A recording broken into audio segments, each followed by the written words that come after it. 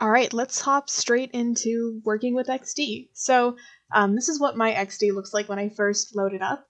And since we are working primarily with just like web apps right now, I'm going to select this preset right here, web 1920. So that's just going to be a 1920 by 1080 canvas, and that's your typical like size for like just any screen out there.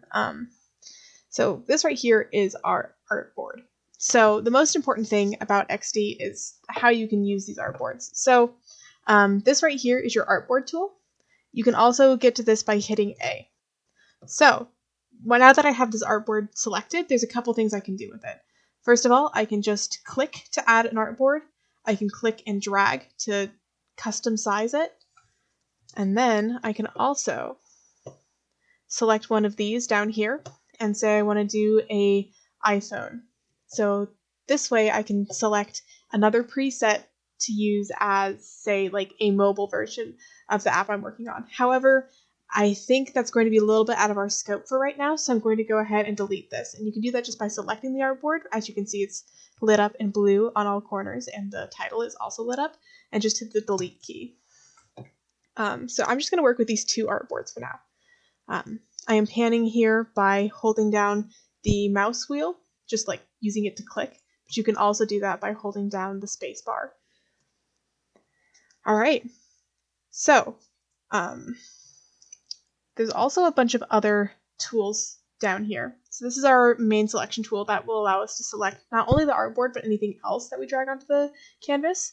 And there's also all of these shape tools. So I'm going to select this artboard so that we know we're working on that one, and just drag out some shapes. Now you can hold down Shift to get a perfect square, or you can just freeform any rectangle with this one. I'm going to just do a little square for now.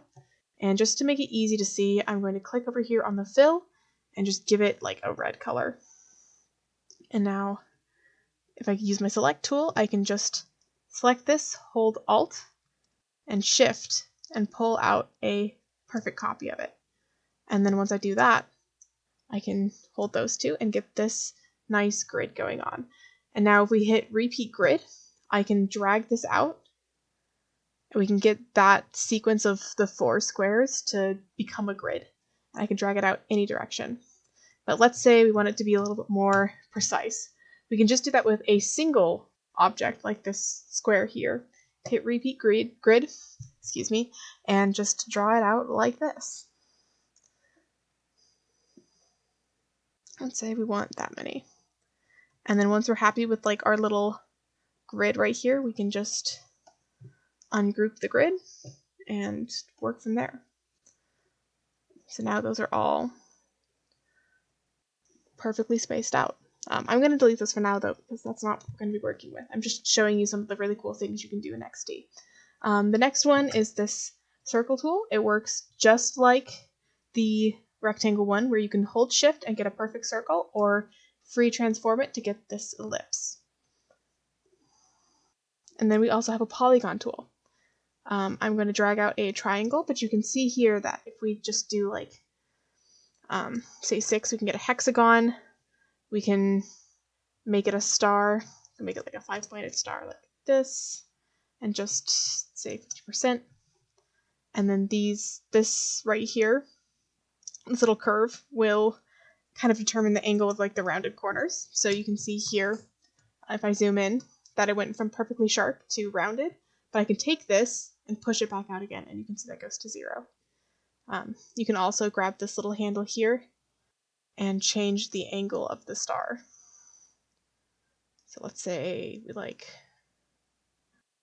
that a little better, and we want it rounded out. We can make all sorts of shapes using these options within the polygon tool. And then our other tools are the line tool. This works just like it does in Illustrator if you've seen that video, but I don't believe, I think that'll be a future tutorial that you'll get to watch. And you can change the border size on this. That's the color, my bad. We can bump it up to like 5 pixels so that it's easy to see. We can add dashes to it. That's a little small. So let's say dash of 10, gap of 5.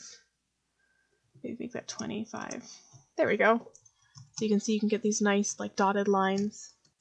The pen tool works again basically just like it does in Illustrator. I have a much more complex tutorial about this one, and it often doesn't come up in these wireframe exercises, so I wouldn't worry too much about it, but it's a fun thing to mess around with. So if you click and drag, you can get these nice curves going on. It does act a little bit differently from Illustrator if you're used to that, but you can still make these like blob shapes and freeform with the pen tool. And then next we've got the text tool. This does exactly what you would expect it to do. You can just type things out, and that can be changed either by font, any fonts that you've got here. I've got this fun Star Wars one. You can change sizes. It doesn't have any font styles. Let's find one with a font style so I can showcase that a little bit better. That one's a little more boring, but you can see you can change like italics, bold italics, all that fun stuff.